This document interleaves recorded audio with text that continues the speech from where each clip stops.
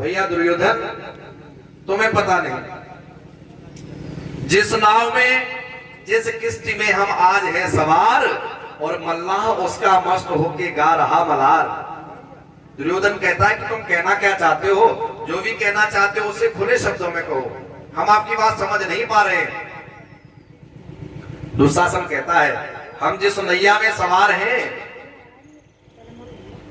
रणभूमि रूपी नैया में हम सवार हैं, जिस सेना के सेनापति मल्लाह पितामह भीष्म है, जिस नैया में हम सब सवार है ना, ओ रण रूपी नैया के माझी मल्लाह सेनापति पितामह भीष्म है, और मल्लाह वहां पे मस्त होके गा रहे मल्हार।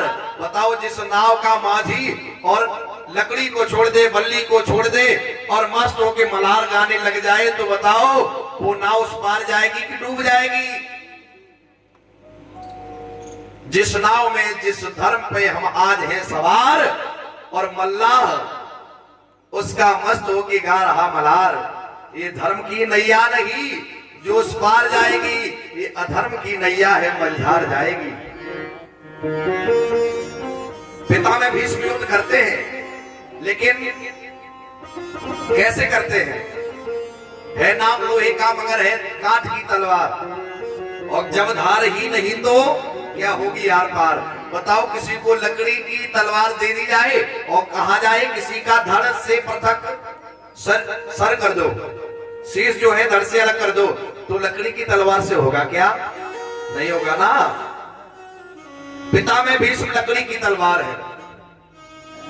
जिस समय युद्ध भूमि में जाते हैं, युद्ध करते हैं, जिस समय अर्जुन अपने गांडीव से बाणों की वर्षा करता है, तो पितामह भीष्म के मुख से निकलता है शाबाश वीर अर्जुन। बताओ अपने दुश्मन को, अपने शत्रु को शाबाश कहते हैं, शाबाशी प्रदान करते हैं, यश प्रदान करते हैं, उसके यश का वर्धन प्रोत्साहन करते हैं।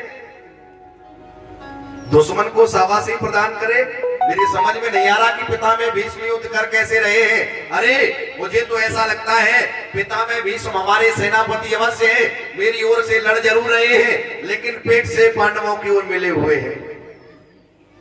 सही ढंग से जैसे युद्ध करना चाहिए वैसे नहीं कर रहे हैं। हमने देखा है जब अर्जुन बाणों की वर्षा करता है तो पितामह के मुख से निकलता है शाबाश वीर अर्जुन, शाबाश वीर अर्जुन। अब बताओ दुष्ट को शाबाशी प्रदान करते हैं? नहीं नहीं, मुझे नहीं लगता कि वो मेरी ओर से लड़ते हैं। ऐसा हलचल हो रहा था दुर्योधन के शिविर में, ऐसा वार्तालाप हो रहा था। इसी बीच पितामह भीष्म ने भी सुना कि दुर्योधन के शिविर में आधी रात को और ये हलचल कैसी हो रही है, चलो चल के देखा जाए। महाराज पितामह भीष्म दुर्योधन के शिविर में गए। अरे दुर्योधन क्या बात है, रात के समय तुम्हारे शिविर में ये वार्तालाप, ये हलचल, ये सन्नाटा सा, एकदम सन्नाटा हो जाता है, एकदम बातचीत होती है, कारण क्या है? ये सब क्या हो रहा है? दुर्योधन कहता है बात मत करो, मुझे किसी की बात अच्छी नहीं लगती। क्यों नहीं लगती? अरे बात क्या है, बात तो कहो। तुम मेरा नमक खाते हो और गुलामी पांडवों की करते हो, खाते मेरा हो और बजाते पांडवों का हो। पितामह भीष्म ने देखा अब तो सम्मान पर बात आ गई। अरे तू कहना क्या चाहता है? तुम पांडवों से मिलकर युद्ध करते हो। अरे बताओ नित मत नित मेरे भाई रोज मारे जाते हैं, पांडव 5 के 5 पूरे दिख रहे हैं, और तुम मेरी तरफ से युद्ध करते हो। अर्जुन को शाबाश कहते हो, शाबाश वीर अर्जुन। अर्जुन की वीरता को बढ़ाते हो, उसका प्रोत्साहन करते हो।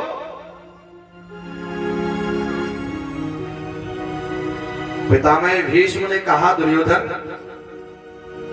तुझे कैसे भरोसा होगा कि मैं तेरी ओर से लड़ता हूं? अब साबित करना पड़ेगा ना। कैसे तुझे विश्वास होगा कि पितामह भीष्म और तेरी ओर से लड़ते हैं?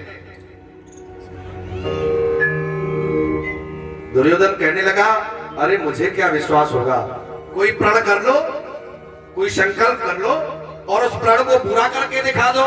दुर्योधन ही नहीं सारा संसार कहेगा कि पितामह भीष्म दुर्योधन की ओर से लड़ते हैं। हाँ,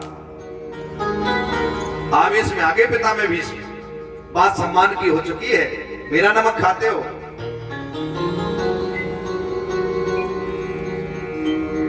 क्या प्रतिज्ञा कर लूं, तू क्या चाहता है, कह दे, मैं आज वही पूरा कर दूंगा। आवेश में आके कह दिया। दुर्योधन ने कहा, यदि ऐसा ही चाहते हो तो कह दो, कल के युद्ध में 5 पांडव मारे जाएंगे। हाँ, आवेश में आके पितामह भीष्म के मुंह से निकल गया कि जाओ, मैं संकल्प करता हूं कल के युद्ध में 5 पांडव मारे जाएंगे, 5 पांडवों को धराशायी कर दूंगा। अब तो शिविर में तालियां बज गई, हंसी का माहौल हो गया, सब हंस रहे हैं, लेकिन आवेश में पितामह ने अपनी बात कह तो दी, हृदय में घबराहट हुई। झट से दुर्योधन के शिविर से निकले, अपने कक्ष में पहुंचे। चारपाई पर पलंग पर लेटे हुए करवट बदल रहे हैं, कभी इधर करवट कर लेते हैं, कभी उधर बदल लेते हैं, नींद नहीं आ रही है। मैंने संकल्प किया है, भीष्म अपने वचन को पूरा करते हैं, कल के युद्ध में मैं अपने 5 पांडवों को मारूंगा। अरे ये हाथ कैसे उस अर्जुन को मारने के लिए चलेंगे जिस अर्जुन को कभी गोद में खिलाया था। पितामह भीष्म के पास कोई खाने की वस्तु भी यदि होती थी, कोई खाने का पदार्थ होता था तो थोड़ा खा लेते थे, और पितामह भीष्म अपने अर्जुन को इतना प्यार करते थे कि अपने उस पात्र में थोड़ा सा बचा लेते थे। सांझ को मेरा अर्जुन आएगा, मैं अपने प्यारे अर्जुन को ये चीज जरूर खिलाऊंगा। आज पितामह भीष्म करवट बदल रहे हैं, आंखों से आंसू बह रहे हैं, नींद नहीं आ रही है, कल मैं कैसे इन हाथों से अपने प्यारे अर्जुन को मारूंगा। लेकिन फिर सोच लेते, नहीं, मैं अपने प्रण को झूठा नहीं कर सकता, मैं अपने प्रण से अटल हूं, कल के युद्ध में 5 पांडवों को मार दूंगा।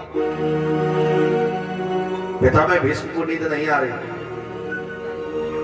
एक और है जिसे नींद नहीं आ रही, मुरली मनोहर माधव मुकुंद बिहारी भगवान को भी रात को नींद नहीं आ रही। आज ही रात का समय है, श्याम सुंदर मुरली मनोहर ने देखा कि पितामह भीष्म प्रतिज्ञा कर चुके हैं कि कल के युद्ध में 5 पांडव मारे जाएंगे, और भीष्म जो कह देते हैं वही होता है। पूरे महाभारत में पितामह भीष्म जैसा कोई धनुर्धर नहीं हुआ, इतना बड़ा कोई वीर नहीं हो सकता। पितामह भीष्म ने प्रण किया है, कल तो 5 पांडव मारे जाएंगे। हाय हाय, मैं अपने पांडवों की, अपने प्यारों की कैसे रक्षा करूंगा। आज ही रात के समय कन्हैया को भी नींद नहीं आ रही। देखिए, जो मारने वाला है उसे नींद नहीं आ रही, और जो बचाने वाला है उसे भी नींद नहीं आ रही, और जो मरने वाले हैं वो चादरा ताने सो रहे हैं, उन्हें कोई परवाह नहीं कल होगा क्या। आज ही रात का समय है। श्याम सुंदर मुरली मनोहर कन्हैया आधी रात के समय द्रौपदी के शिविर में गए। बहन द्रौपदी ने देखा कि ये आधी रात को मेरा कन्हैया क्यों आया है। अरे कोई बात जरूर है, कहो प्यारे, हे वासुदेव, हे कृष्ण, क्या बात है, आज तुम बड़े व्याकुल दिख रहे हो, घबराए हुए हो, क्यों आधी रात को मेरे शिविर में पधारे हो। श्याम सुंदर मुरली मनोहर की आंखों से आंसू निकल गए। बहन, तेरी मांग में ये जो सिंदूर दिख रहा है ना, वो कल नहीं होगा। क्यों? क्या युद्ध के समाचार अच्छे नहीं है? श्याम सुंदर मुरली मनोहर कन्हैया हाथ जोड़े खड़े। बहन, आज तक तो युद्ध के समाचार अच्छे रहे, लेकिन कल युद्ध के समाचार अच्छे नहीं होंगे। क्या होगा कल? श्याम सुंदर कन्हैया मुरली मनोहर माधव मुकुंद कहते हैं, बहन, कल के युद्ध में ऐसा होगा कि तेरे मांग में सिंदूर नहीं होगा। तू ये जो हरी हरी चूड़ियां पहने हैं ना, वो कल तेरे हाथों से पृथक कर दी जाएंगी, फूट दी जाएंगी, तोड़ दी जाएंगी। ये रंगीन साड़ी को धारण किए है, कल तुझे सफेद साड़ी पहननी पड़ेगी, वैधव्य धारण करना पड़ेगा। द्रौपदी भी रोने लगी, भैया कन्हैया, मुझे ये ठीक नहीं लग रहा है। अरे बताओ, जिसका कन्हैया जैसा भैया हो और उसकी मांग का सिंदूर कोई पोंछ लेगा, फिर इस भागी का होगा क्या? श्याम सुंदर मुरली मनोहर कहते बहन मुझे भी इस बात का कष्ट है, मैं अब कुछ कर नहीं सकता, जो कुछ कर पाएगी वो तू ही कर पाएगी। अगर एक उपाय है तू कर लेगी, वो तू ही कर सकती है मेरी बहन। तू अगर एक उपाय मैं बताऊंगा और वो कर लेगी तो पांचों पांडव बच जाएंगे, क्योंकि तुझे पता नहीं है महाराज पितामह भीष्म ऐसा प्रतिज्ञा कर चुके हैं, ऐसा प्रण कर चुके हैं कि कल के युद्ध में पांचों पांडवों को पितामह मार देंगे, संहार कर देंगे, धराशायी कर देंगे। बहन के हाथ पांव कांप गए, हृदय घबरा रहा है, आंखों में आंसू बह रहे हैं, कन्हैया भी रो रहा है, बहन भी रो रही है। क्या करना है प्यारे? अरे मेरे पतियों की रक्षा हो, तलवार की धार पर भी मुझे चलना होगा तो मैं तलवार की धार पर चलूंगी, लेकिन प्यारे कन्हैया मेरे प्यारों की रक्षा कर दे, मेरे पांडवों की रक्षा कर दे। मरने वाले सो रहे हैं तो बचाने वाले रो रहे हैं। आहा, ये सब क्यों हो रहा है?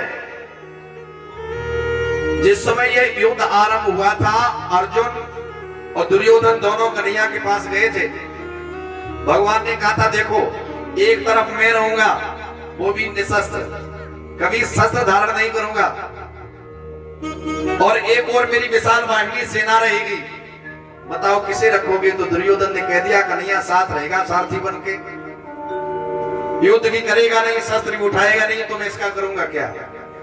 दुर्योधन ने कह दिया भैया कन्हैया मैं तेरी सेना को अपनी ओर रखूंगा। अर्जुन से कहा कि तुम क्या चाहते हो? अर्जुन ने कहा प्यारे मुझे केवल आपकी जरूरत है, आप मेरे रथ के सारथी बन के रहोगे मेरे साथ, तो मुझे सेना की आवश्यकता नहीं है। जिसने अपनी सौंप दी निज जीवन की डोर, उलझ कभी सकती नहीं पकड़ी नंद किशोर। अर्जुन ने तो अपने जीवन की पहले से ही संपूर्ण डोर को कन्हैया के हाथों में सौंप दी है। और बताओ जब कन्हैया जैसा रक्षक अर्जुन की पांडवों की रक्षा कर रहा है तो मरने वाले सोएंगे नहीं तो क्या करेंगे? अरे चिंता आप कन्हैया करेगा, चिंता करने वाला रात को रो रहा है, मरने वाले सो रहे हैं। पांचों पांडव चादर ताने बेखटके सोए जा रहे हैं। श्याम सुंदर मुरली मनोहर ने कहा बहन देख एक उपाय है। क्या उपाय है? तू मेरे साथ चल, इसी समय इसी वक्त। कहां चलना है? पितामह भीष्म के पास। पितामह भीष्म पलंग पर लेटे होंगे, उनके सामने जाके साष्टांग जमीन में लकड़ी की भांत गिर के और प्रणाम करना है, बस इतना ही करना है, कुछ बोलना नहीं है। फिर जो होगा हम देख लेंगे। हाँ हाँ हाँ, आधी रात का समय है। श्याम सुंदर मुरली मनोहर माधव मुकुंद बिहारी भगवान वही ने कृष्णा द्रौपदी की कलाई पकड़ के पितामह भीष्म की शिविर की ओर जा रहे हैं। द्रौपदी के पांव में चप्पल की पादुका की आवाज हो रही है, चटपट चटपट चटपट चप्पल की आवाज हो रही है। कन्हैया ने कहा बहन ये चप्पल मुझे दे, ये आवाज कर रही है, कोई जान ना पाए, चुपके से जाना है, रात को जाना है, कोई जान ना पाए। कन्हैया ने क्या किया? बहन की चप्पल को लिया, अपने पीतांबर में बांध के और द्रौपदी की चप्पल को कांधे पे रख लियो। धन्य है, बड़ी दयालु है। अपनी बहन की चप्पल को कांधे पे रख के आधी रात को कन्हैया श्याम सुंदर बहन द्रौपदी को लेकर के और पितामह भीष्म की शिविर की ओर गए। देवड़ी पर द्वारे पे, दरवाजे पे, गेट पे खड़े है गए। बहन से कहा तुम जाओ, साष्टांग के प्रणाम कर लियो, पहले से समझा रखा है। द्रौपदी गई। पितामह भीष्म को नींद नहीं आ रही, करवट बदले लेटे हुए थे, कनपटी से गालों से हाथ लगाए हैं, सोच रहे हैं मैं कैसे अपने प्यारे अर्जुन को मारूंगा, कैसे पांडवों का संहार करूंगा। नहीं नहीं, मैं अपने पांडवों के साथ ऐसा नहीं कर सकता। फिर दिमाग में आता है अरे तुमने प्रण किया है, मैं छोड़ूंगा भी नहीं, पांचों पांडवों को कल मार दूंगा। करवट बदल रहे हैं, नींद नहीं आ रही है, बड़े व्याकुल हैं। इसी बीच द्रौपदी जाती है और धड़ाम से जमीन में गिर के और साष्टांग प्रणाम करती है। पितामह भीष्म ने देखा आधी रात के समय, और ये प्रणाम करने वाली नारी कोई और नहीं हो सकती है, ये दुर्योधन की पत्नी होगी। आज मैंने ऐसा प्रण किया है तो आशीर्वाद लेने आई है। तो झट से कह दिया सौभाग्यवती भव। और जैसे ही सौभाग्यवती शब्द निकला, घुटनों के बल बैठ गई। द्रौपदी की आंखों से आंसू निकल रहे हैं। हे तात, आप ये क्या कह रहे हैं? सौभाग्यवती का वरदान हमें दे रहे हैं, कैसे पूरा होगा? क्यों क्यों नहीं पूरा होगा? महाराज, तुमने प्रण किया है कि कल के युद्ध में पांचों पांडव मारे जाएंगे, और जब पांचों पांडव मारे जाएंगे फिर मैं सौभाग्यवती कैसे रहूंगी? पितामह भीष्म ने कहा, तू कौन है? एकदम से उठ के बैठ गए। अरे देवी, तू कौन है? क्या कहना चाहती है? द्रौपदी कहती है, तात, हे पितामह, मैं तुम्हारी ही कुल वधू द्रौपदी हूं। एकदम से चक्के छूट गए। सचमुच द्रौपदी को मैंने ये वरदान दे दिया, अब कौन सा वरदान पूरा होगा? अगर पांचों पांडव मारे जा रहे हैं तो ये द्रौपदी को मैंने सौभाग्यवती का वरदान दिया है, ये झूठा हो जाएगा।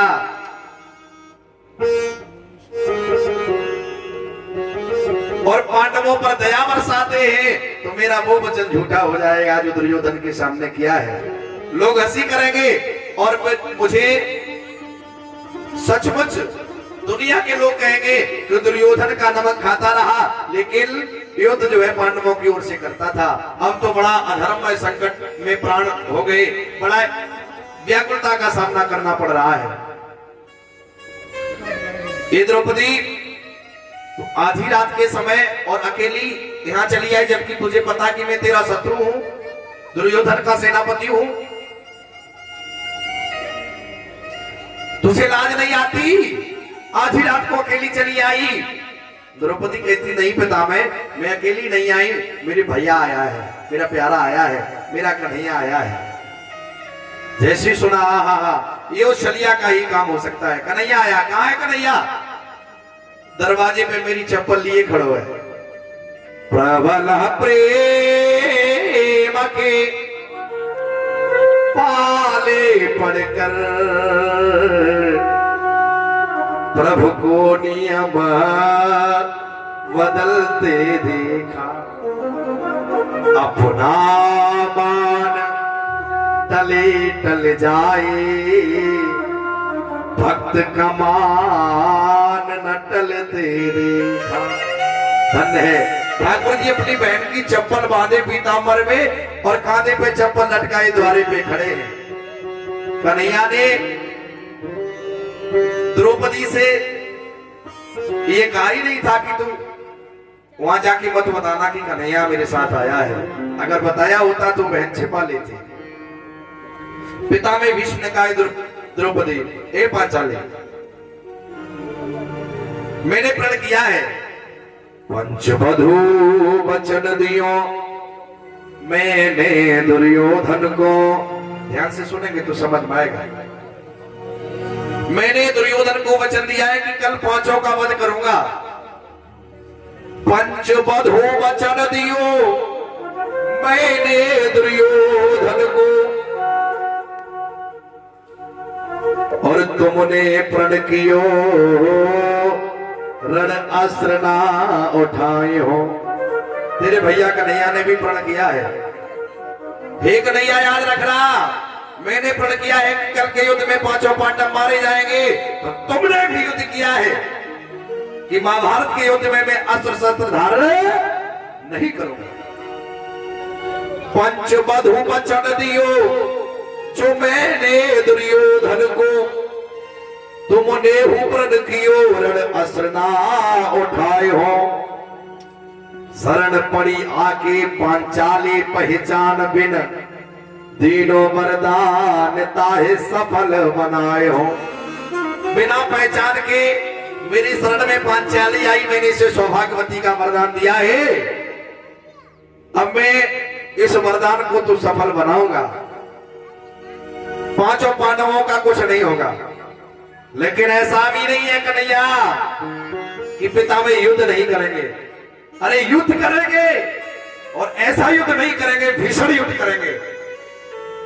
समर में विनीत और देखे हो प्रताप प्रबल, पर पांडु पुत्रन पे अपुचा पुना चढ़ाए हो।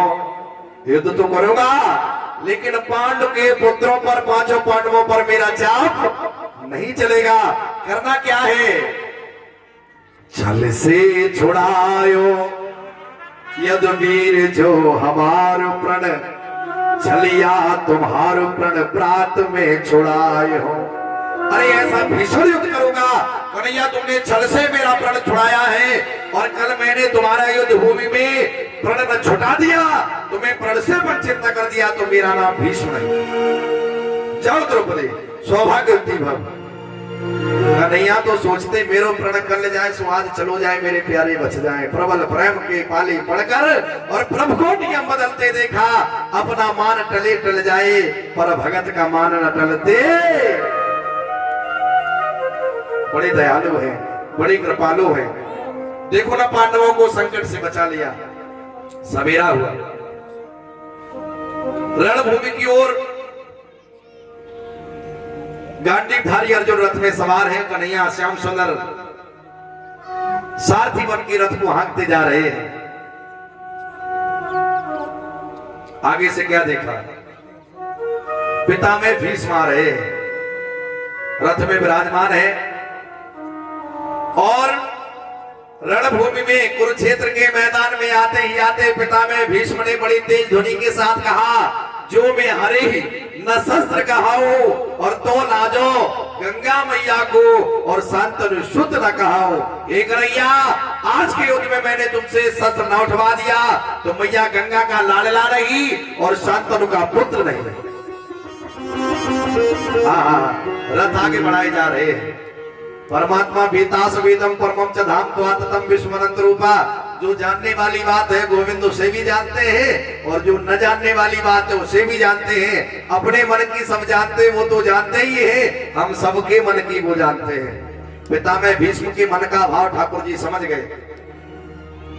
अर्जुन से कहा, भैया देखो, बड़े वेग के साथ, बड़ी तैयारी के साथ आज पिता में का रथ आ रहा है, थोड़ा हाथ सावधानी से। कैसा रथ है? श्वेत धरो सिर छत्र रे पार्थ। हे अर्जुन, जो पिता में भीष्म का रथ आ रहा, उसका छत्र कैसा है? श्वेत, सफेद रंग का है। श्वेत धरो सिर छत्र रे पार्थ, लखो वही श्वेत ध्वजा फहरी। और छत्र पे जो झंडा लगा हुआ है, ध्वजा लगी हुई है ना, वो भी सफेद है। छत्र भी सफेद है और झंडा भी सफेद है। श्वेत तुरंग जुति रथ में, लपटे झपटे गति ग्रीष्म की। श्वेत तुरंग जुति रथ में, रथ के जो घोड़े, तुरंग माने घोड़े, घोड़े जो जुड़े हुए हैं वो कैसे है? श्वेत, वो भी सफेद है। रथ भी सफेद है, घोड़े भी सफेद है, छत्र भी सफेद है। छत्र के ऊपर जो झंडा लगा हुआ है ना पताका, वो भी सफेद है। और ऐसे रथ बढ़ा रहा है जैसे लपटे झपटे गति ग्रीष्म की। ग्रीष्म काल में बड़े लपटे चलती हैं, गरम गरम लहू लपट चलती है, वैसे बड़े वेग के साथ पिता में भीष्म का रथ आ रहा है। हे अर्जुन देखो ना, धूर छई नभमंडल में, रथ के पहिए के वेग से जो धूल उड़ती है, उड़ के गगन मंडल को छू रही है। धूर छुई नवमंडल में, ज्यो दृष्टि परी मानो यम की।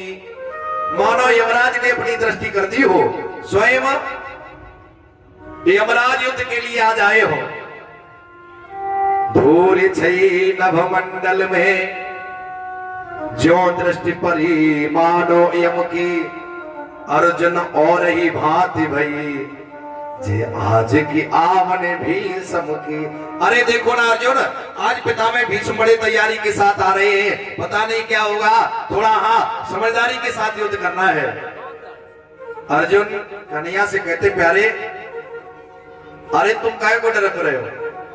कन्हैया तुम बड़ो डरपोक भाई हो। अब युद्ध तो मुझे करना है, तुझे तो केवल रथ हाँकना है। अर्जुन को क्या पता है कि रात में कन्हैया क्या व्यवस्था करके आए हैं। अरे तुम्हारी विसात क्या है जो पितामह भीष्म से युद्ध कर लो। तुम्हारे रथ में तो दुनिया का माही, सारे संसार का माझी, संसार का रक्षक तुम्हारी डोर पकड़े बैठा है। तुम्हारा तो अस्तित्व ही नहीं बनता है। यदि गोविंद न होते तो अर्जुन का कोई महत्व नहीं होता। वो अर्जुन कहते कन्हैया तू बड़ो डरपोक भयो, अरे युद्ध मुझे करना, तुझे तो करना नहीं, तुम्हें रथ हाँकना है, मेरा रथ आगे बढ़ाओ। अभी आपने देखा पितामह भीष्म का रथ, रथ कैसा है? सफेद। घोड़े कैसे हैं? सफेद। छत्र कैसा है? सफेद। झंडा कैसा है? सफेद। और पितामह की दाढ़ी कैसी है? सफेद। सफेद जटाएं, सफेद वस्त्र धारण किए हैं, बिल्कुल तैयारी में पितामह भीष्म का रथ आगे आ रहा है। अब जरा देख ले अर्जुन का रथ भी। अर्जुन का रथ कैसा है? भूधर अनेकन को संग बल बैठ लिए। भूधर पृथ्वीपति परमात्मा स्वयं अनेकानेक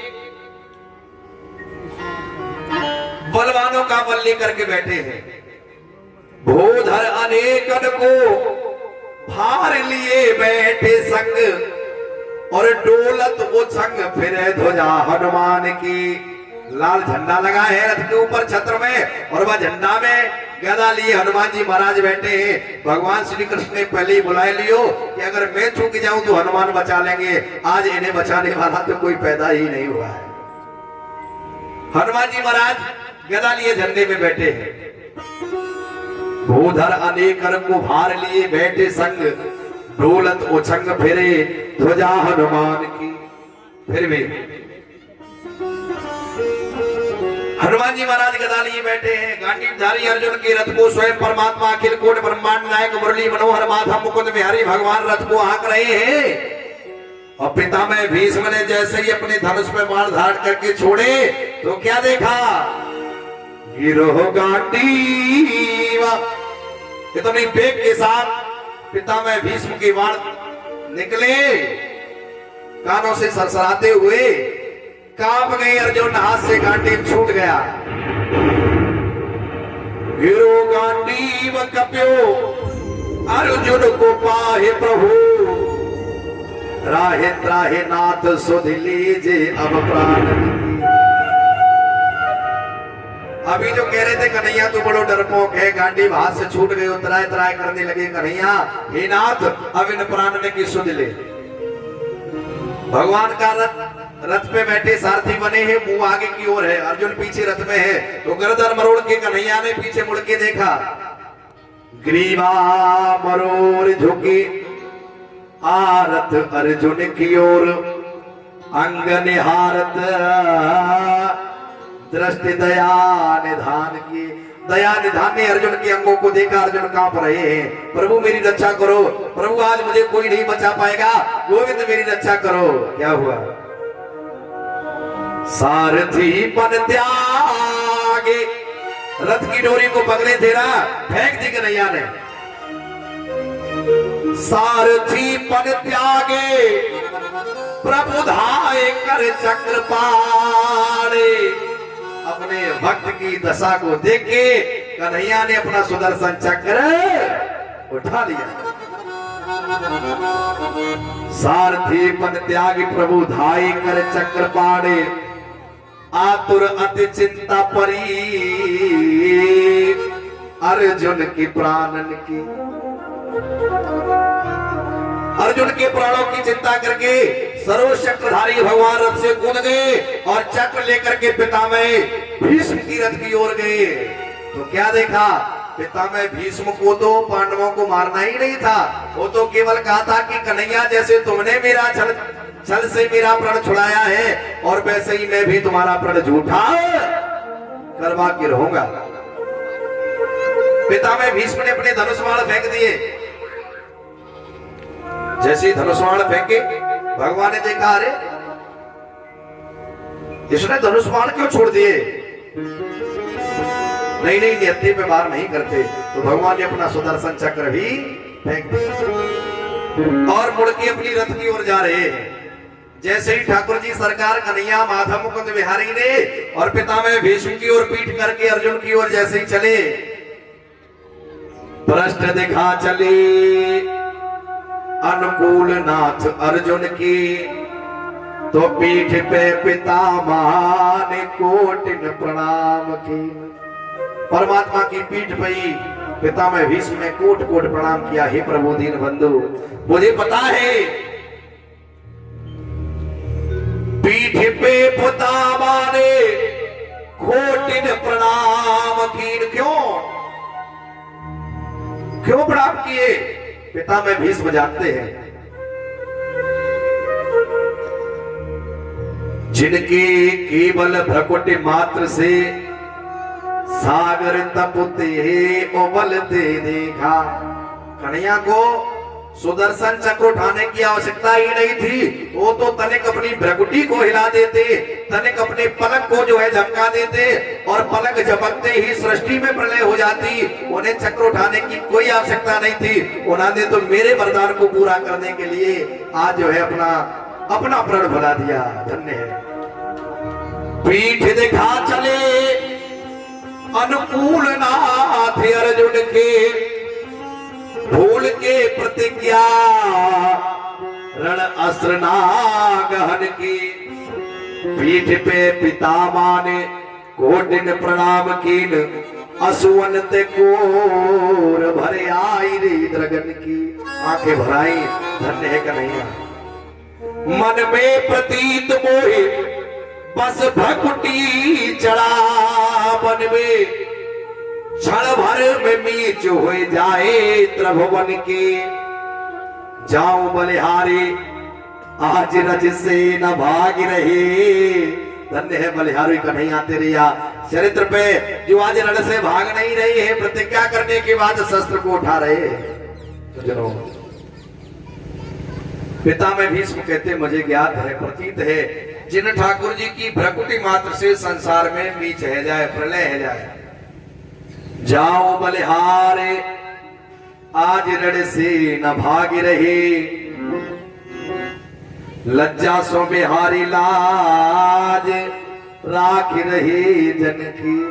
आज अपने जनों की बिहारी भगवान लज्जा को बचा रहे हैं। भोले बाल कृष्ण सरकार की जय। वही तो अर्जुन से कह रहे पितामह भीष्म, इस कन्हैया को तुम अपना सखा मत समझो, इसने मेरी प्रतिज्ञा पूरी की थी, इसने तुम्हारी रक्षा की है। हमारे वंश पर यह करुणा वरदारे की बड़ी ही करुणा बरस रही है। इस बूढ़े की प्रतिज्ञा तो इस कन्हैया ने पूरी की थी। भला बताओ दुनिया में ऐसा कौन पैदा हुआ है जो कन्हैया को शस्त्र उठाने की आवश्यकता पड़े, जिसके बल से कन्हैया को जो है शस्त्र उठाना पड़े। उसकी तो केवल दृष्टिपात से ही संसार भस्म हो जाएगा और वो अपने भक्त के प्रण को पूरा करने के लिए रण में शस्त्र न उठाने की प्रतिज्ञा करने के बाद भी और शस्त्र को लेकर दौड़ते हैं। धन्य है बिहारी भगवान। भोले मां की बिहारी लाल की जय। इस प्रकार प्रिय सज्जनों, पितामह भीष्म ने अर्जुन को बार बार समझाया और बाकी बिहारी मुरली मनोहर माधव मुकुंद से कहा, गोविंद मुझे ऐसा वरदान दे दो कि हर जन्म में हर युग में प्रभु मुझे आपकी भक्ति मिलती रहे, मेरी मति मेरी गति मेरी बुद्धि आपकी शिक्षणों में सदा ही रमती रहे।